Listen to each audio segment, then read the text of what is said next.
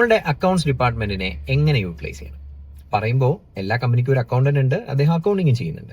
പക്ഷേ അക്കൗണ്ട്സ് ഡിപ്പാർട്ട്മെന്റിൽ നിന്ന് എന്തൊക്കെ MIS റിപ്പോർട്ട്സ് കിട്ടുന്നുണ്ടെന്ന് ചോദിച്ചാൽ മിക്ക ഓണേഴ്സും ബ്ലാങ്ക് ആണ്.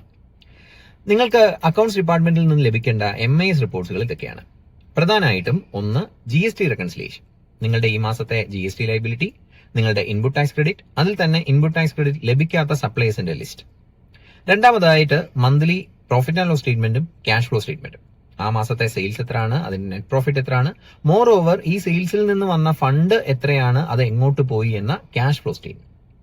ഇനി മറ്റൊരു കേസ് എൻഷുർ ചെയ്യേണ്ടത് നമ്മുടെ ഡെറ്റേഴ്സിന്റെ ഔട്ട്സ്റ്റാൻഡിംഗ് ആണ്. ഏറ്റവും ഇമ്പോർട്ടന്റ് ആയിട്ടുള്ള ഒരു ആസ്പെക്ട് ആണ്.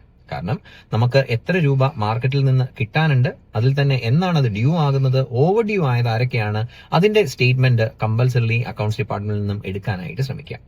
അപ്പോൾ ഇത്തരത്തിലുള്ള MIS റിപ്പോർട്ട്സ് ലഭിക്കുന്നുണ്ടെന്ന് ഉറപ്പാക്കുക. ലഭിക്കുന്നില്ലെങ്കിൽ നിങ്ങളുടെ അക്കൗണ്ട്സ് ഡിപ്പാർട്ട്മെന്റിനെ അതിനായി കേപ്പബിൾ ആക്കുക.